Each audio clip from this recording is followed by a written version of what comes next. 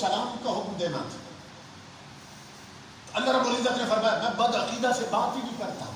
میں کہتا ہوں یا ایھا الذین آمنوا صلوا علیہ وسلموا تسلیما. اے وہ لوگوں جن کا عقیدہ صحیح ہے تم میرے محبوب پر درود بھی پڑھو سلام بھی پڑھو.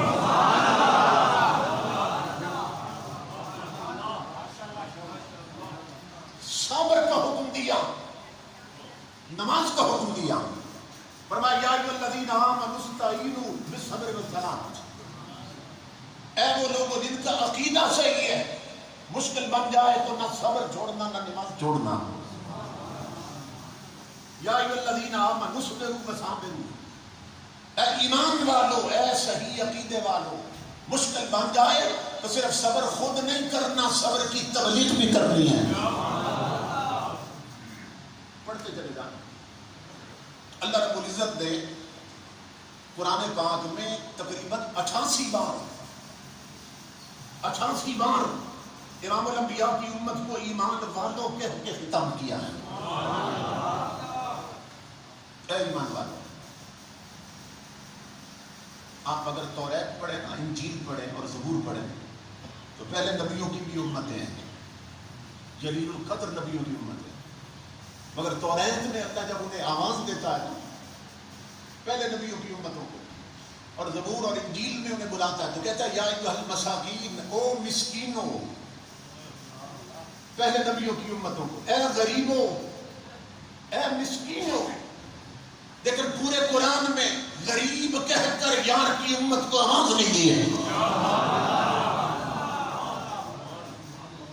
پورا قرآن پڑھ جائیے, کسی مقام پر حضور کی امت کو غریب نہیں فرمایا. کیوں؟ بتایا جس امت کو مصطفیٰ مل جائے وہ کبھی غریب نہیں ہوتی. جسے حضور مل جائے وہ کبھی غریب نہیں ہوتی. اللہ رب العزت نے 88 بار قرآن پاک میں فرمایا اے وہ لوگوں جن کا عقیدہ صحیح ہے, یعنی اے ایمان والو, یوں کرو اور یوں نہ کرو. عقیدہ چونکہ جڑ اور روٹ کی حیثیت رکھتا ہے, یہ نہ ہو تو کچھ بھی نہیں بچتا. اس لیے اللہ رب العزت نے قرآن پاک میں عمل کا حکم بعد میں دیا, عقیدے کی بات پہلے کی.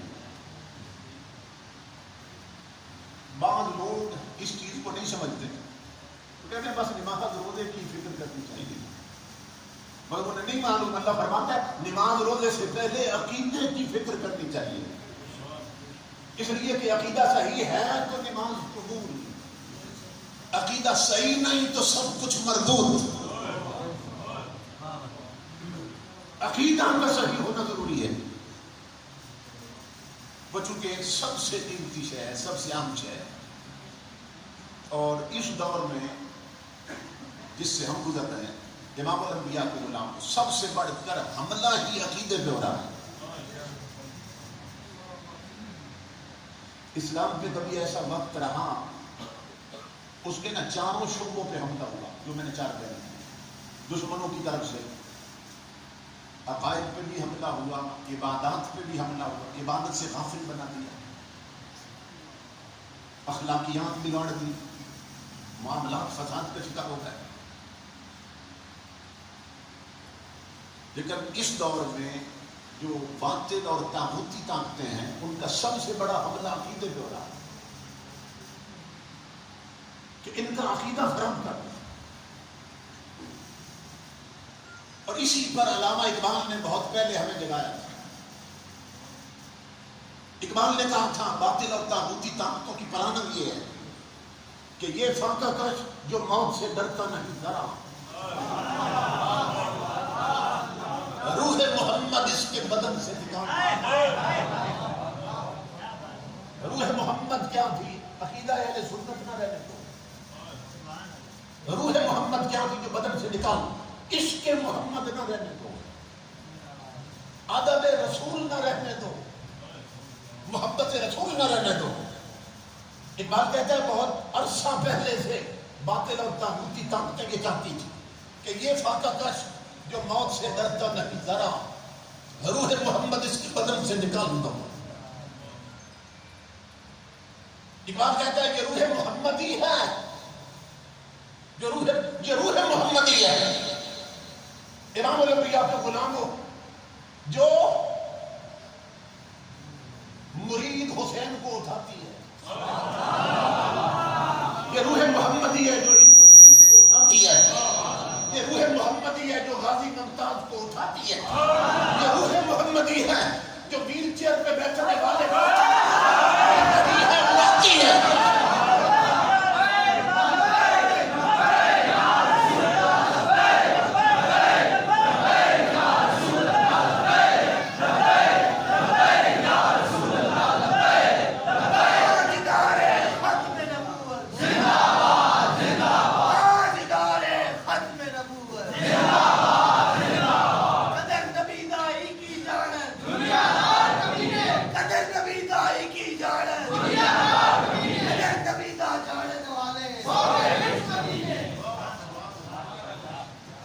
یہ روح محمدی ہے، یہ روح محمدی ہے کہ گرتی ہوئی لاشوں کو دیکھ کر بھی یہ وجد میں آتی ہے،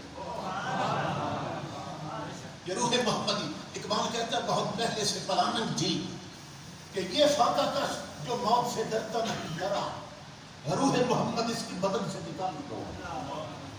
اور کیا کرو؟ فکر عرب کو دیکھ کے فرنگی تخیلات، ان عاشقوں کی اسلامی سوچ نہ رہنے دو، اسلامی فکر نہ رہنے دو، انہیں لبرل بنا دو، انہیں آزاد خیال بنا دو، انہیں بدمذہب بنا دو۔ فکر عرب کو دیکھ کے فرنگی تخیلات اسلام کو حجاز و یمن سے نکال دو۔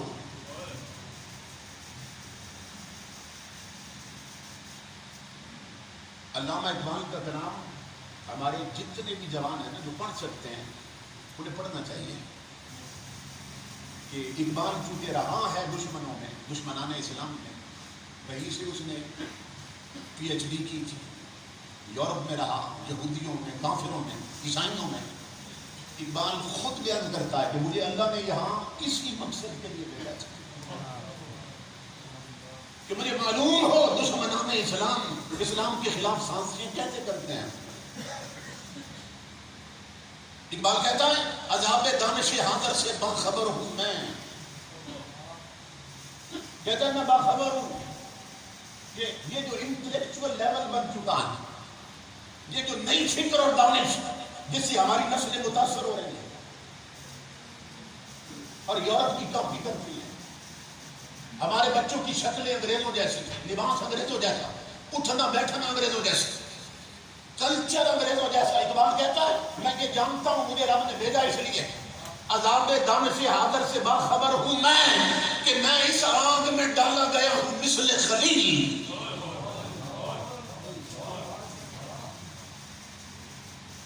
اقبال کہتا ہے ان کی طلب ہے فکر عرب کو دیکھ کے فرنگی تخیلات اسلام کو حجاز و یمن سے نکال دو اور اہل حرم سے ان کی روایات چھین دو اور آہو کو مرغزار ختم سے نکال دو اور افغانیوں کی غیرت دین کا ہے یہ علاج۔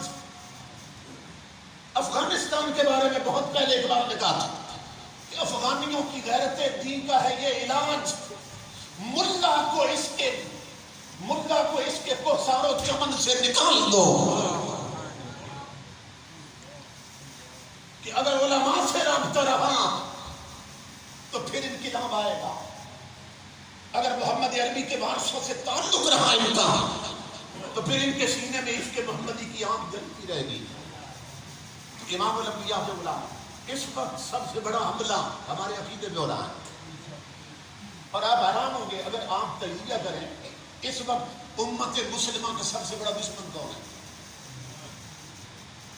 ایک سوال ہے، نیٹ پہ لکھیے، معروضی حالات کا تجزیہ کیجیے۔ اس وقت پورے عالم اسلام کا سب سے بڑا دشمن کون؟ اسرائیل، جس نے ہمارے قبلہ اول پہ قبضہ کر رکھا، جو ہر روز مسلمانوں کے خون کی ہولی کھیلتا ہے۔ سب سے بڑا دشمن ہمارا اسرائیل ہے۔ اور امام الانبیاء کے غلام نیٹ پہ سوال کرو اور تحقیق کرو، اس وقت جو محمد عربی کے غلام مسلمانوں کا سب سے بڑا دشمن ہے وہ قادیانیوں کا سب سے بڑا یار ہے۔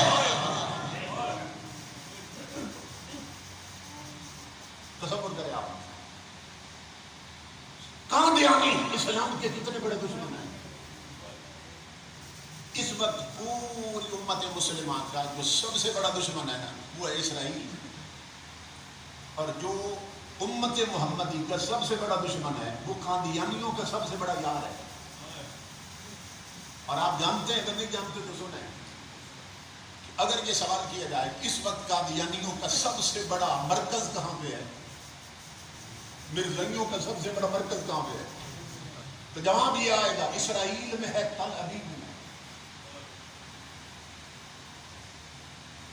تل ابیب میں قادیانیوں کا سب سے بڑا مرکز. آپ تصور کریں جو محمد عربی کی امت کے سب سے بڑے دشمن ہیں انہوں نے قادیانیوں کو پناہ دے رکھی ہے. تو دشمن جسے پناہ دے اور جس کی پشت پناہی کرے وہ ہمارا دوست ہے کہ دشمن ہے؟ آپ تصور کریں کہ قادیانیت کتنا بڑا ناصور ہے مسلمانوں کے لیے. امام الانبیاء کے غلام عبداللہ سے میں نے تلاوت کی ہے.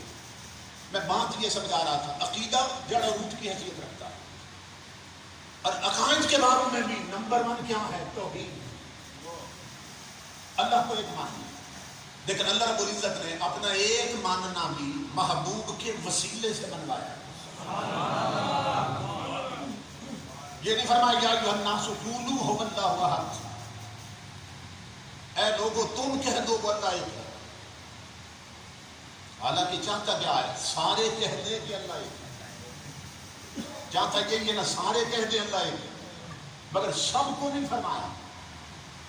سب سے پہلے محبوب کو فرماتا قل ھو اللہ احد, میرے یار تو کہہ دے اللہ ایک ہے. میرے حبیب تو فرما دے اللہ ایک ہے. مولا جب سب سے منوانا چاہتا ہے اللہ ایک, تو تنہا یار کو کیوں کہتا ہے کہ وہ فرمائے کہ اللہ ایک؟ فرمایا میری طلب یہ ہے کہ میں ایک مانا جاؤں مگر مصطفیٰ کے وسیلے سے مانا جاؤں.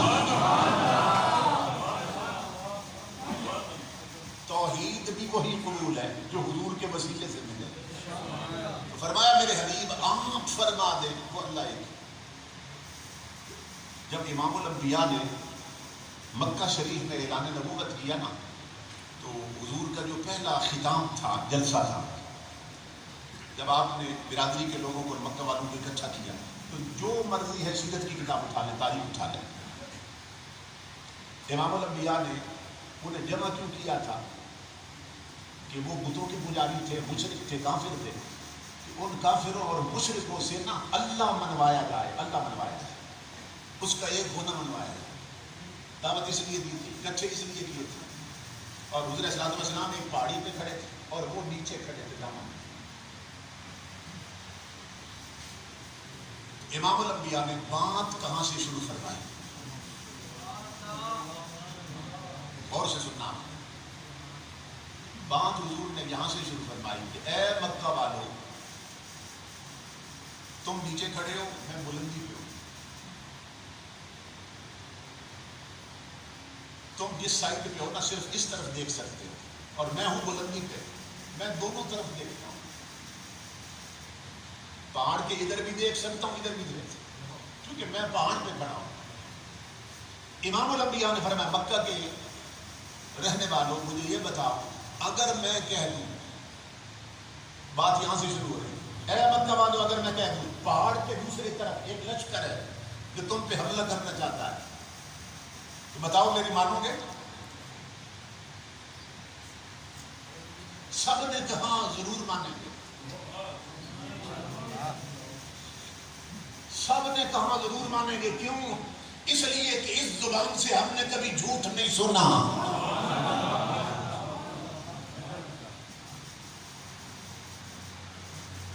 اب منوانا کیا تھا؟ خدا. اکٹھے کیے تھے کہ خدا منوایا جائے, لیکن یہ فرما کر, پہلے یہ فرما کر اگر میں کہہ دوں تو میری مانو گے؟ تم نے لشکر نہیں دیتے, میں کہتا ہوں میرے کہنے پہ مان جاؤ گے؟ انہوں نے کہا کہ ضرور مانیں گے. تب امام الانبیاء کے غلاموں کوئی بندہ مجھے بتائے امام الانبیاء پہلے جلسے میں خدا منواتے ہیں یا مصطفیٰ منواتے ہیں؟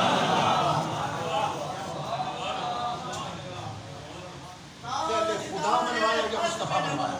زندہ باد زندہ باد تاجدار ختم نبوت زندہ باد زندہ باد سب نبیان مقبول سب نبیان مقبول سب نبیان مقبول لے جانا مہمان لے جانا مہمان لے جانا مہمان لے جانا مہمان حاصل لے جانا مہمان. اس بات پہ غور کریں، اکٹھے کیے تھے خدا منوانے کے لیے، اور بات یہاں سے شروع کر کے پہلے خدا نہیں پہلے مصطفیٰ منوایا کہ میری مانو گے کہ نہیں مانو گے. کہ اگر میں کہہ دوں لشکر حملہ کرنے والا ہے تو سب نے کہا ضرور مانیں گے، اس لیے کہ اس زبان سے ہم نے کبھی جھوٹ نہیں سنا، ضرور مانیں گے. اب امام الانبیاء کا حسن تبلیغ دیکھیے، جب ان کے ذہن اس سطح پہ لے آئے کہ ہم آپ کی مانیں گے، امام الانبیاء نے فرمایا پھر مکہ کے رہنے والوں سنو، اگر میرے کہنے پر بن دیکھا لشکر مانتے ہو تو پھر میرے کہنے پر ہی بن دیکھا خدا مان لو.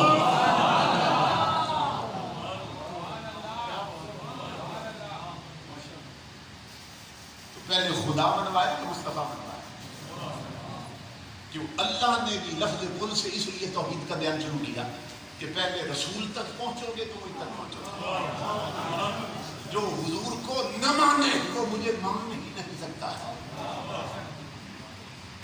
یہ علامہ اقبال جب گئے نا یورپ پڑھنے کے لیے تو وہاں جو فلسفہ کے ان کے استاد تھے پروفیسر انگریز، انہوں نے اقبال سے کہا اقبال کیا تو خدا کو مانتا ہے؟ اقبال نے کہا بالکل الحمدللہ مانتا ہوں. انہوں نے کہا تو خدا کو ایک مانتا ہے؟ اقبال نے کہا الحمدللہ ایک مانتا ہے. تو استادوں نے کہا، انگریز استادوں نے اقبال سے کہا کہ اس کے ایک ہونے پر تیرے پاس کون سی دلیل ہے کہ تو اللہ کو ایک مانتا ہے؟ اب سنیں غور سے، اقبال کہنے لگا میں اس کو ایک اس لیے نہیں مانتا کہ میرے ماں باپ اسے ایک مانتے تھے، یعنی میرے ماں باپ مسلمان تھے اور میں اس لیے ایک مانتا ہوں. میں صرف اس لیے اسے ایک نہیں مانتا کہ میں مسلمانوں کے معاشرے میں پیدا ہوا ہوں. اقبال نے کہا میرے پاس اس کے ایک ہونے کی اتنی بڑی دلیل ہے کہ کوئی مائی کا لال اس کا رد کر ہی نہیں سکتا.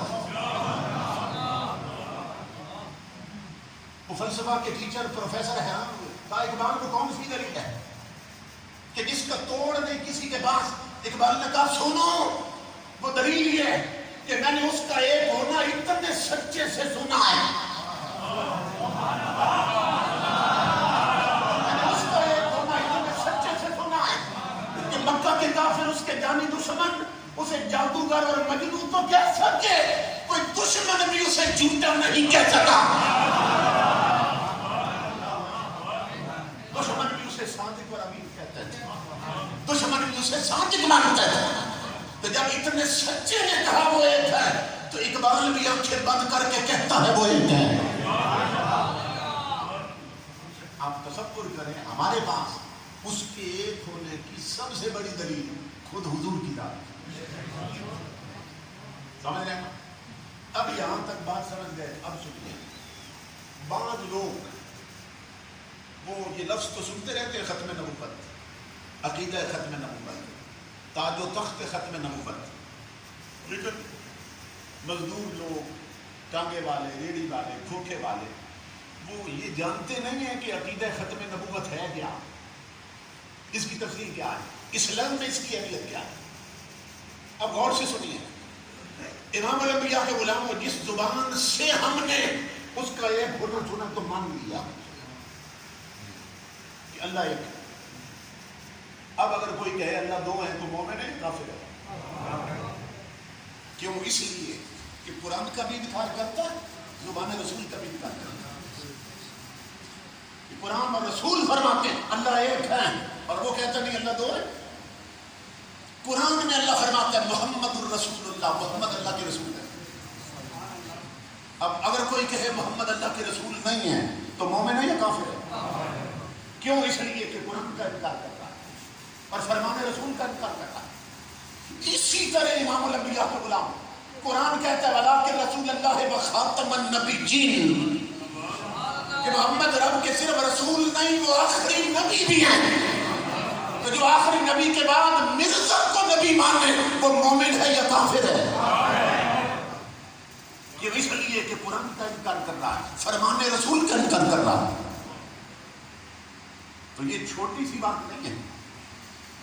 جس طرح خدا کا انکار کفر ہے, جس طرح محمد عربی کی رسالت کا انکار کفر ہے, اسی طرح تاجدار کائنات کی ختم نبوت کا انکار کرنے والا بھی کافر ہے. اور پھر یہ بھی عرض کر دوں کہ یہ جو قادیانی ہیں یہ عیسائیوں سے بھی بڑے کافر ہیں. میں دلیل دینے لگا. مرزائی قادیانی یہ یہودیوں سے بھی بڑے کافر ہیں. عیسائی کافر ہے کہ نہیں ہے؟ یہودی کافر ہے کہ نہیں ہے؟ ہیں. لیکن ایمان سے بتائیے کہ عیسائیوں کے نبی کون ہیں؟ عیسیٰ علیہ السلام. اور یہودیوں کے نبی کون ہیں؟ موسیٰ علیہ السلام. عیسائی بے شک کافر ہیں مگر ان کے نبی عیسیٰ علیہ السلام تو رب کے سچے نبی ہیں. یہ نقطہ سمجھے. عیسائی بے شک کافر ہیں مگر ان کے نبی تو رب کے سچے نبی ہیں. یہودی بے شک کافر ہیں مگر ان کے نبی حضرت موسیٰ تو اللہ کے سچے نبی ہیں. لیکن قادیانی اتنا بڑا کافر ہے کہ یہ خود بھی جھوٹا ہے, اس کا نبی بھی جھوٹا ہے.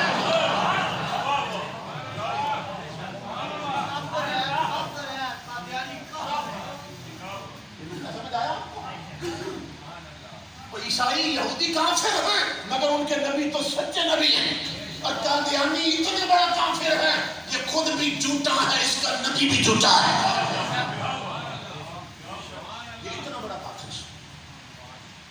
اس لیے تاجدار کائنات کے غلاموں اس عقیدے کو ہلکا نہ لو. آج الوداع یہ ہے, ٹریجڈی یہ ہے کہ آج باطل اور طاغوتی طاقتیں وہ اس فرقے کی پشت پناہی کر رہی ہیں. وہ اس کو سپورٹ کر رہی ہیں. ہمارے ملک میں اس کو مضبوط کیا جا رہا ہے اور وہ یہ سمجھ رہے ہیں کہ شاید مسلمان سوئے ہوئے ہیں. وہ یہ سمجھ رہے ہیں مسلمان سوئے ہوئے ہیں. انہیں نہیں معلوم کہ ویل چیئر پہ بیٹھنے والا عاشق رسول وہ جب اٹھا تھا تو تنہا خادم حسین تھا, اب کروڑوں خادم حسین پیدا کر گیا.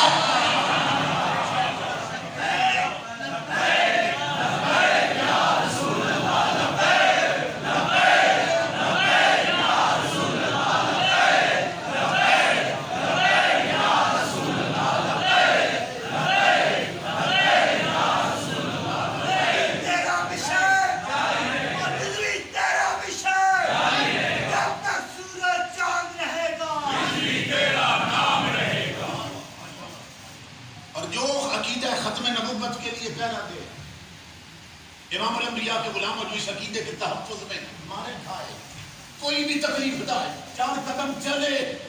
حضور سیدنا پیر میرے نشاء فرماتے ہیں 2 قدم چلنے والے کی پشت پر بھی مصطفیٰ ہاتھ رکھتے ہیں. یہ حضور سیدنا پیر میرے نشاء کا بیان ہے. یہ عقیدہ چونکہ ہماری شارہ ہے, ایمان کی شارہ ہے. اگر عقیدہ ختم نبوت نہیں, نہ ایمان بچا نہ اسلام بچا, پھر کچھ بھی نہ بچے. اور یہ عقیدہ اسلام میں اتنا عام ہے کہ پڑھے لکھے لوگ غور سے سنیے اور عوام بھی. امام الانبیاء کے غلاموں حضور صلی اللہ علیہ وسلم کی جو ظاہری حیات میں غزوات ہوئے نا, جنگیں ہوئی, جنگ بدر ہوئی ہے, جنگ احد ہوئی ہے, غزوہ بدر, غزوہ احد, اور جنگ خندق ہوئی ہے, غزوہ خندق, غزوہ خیبر ہوا ہے. جتنی جنگیں حضور کی ظاہری حیات میں لڑی گئی ہیں وصال سے پہلے ان کے مجموعی شہید کتنے بنتے ہیں؟ ساری جنگوں کے اکٹھے شہید کتنے بنتے ہیں؟ تقریباً 260 یا 65 کے قریب. جب کافروں سے جنگ تھی، کافروں سے جنگ تھی جو خدا کے منکر تھے، جو بت پرست تھے، جو مشرک تھے، جو کافر تھے،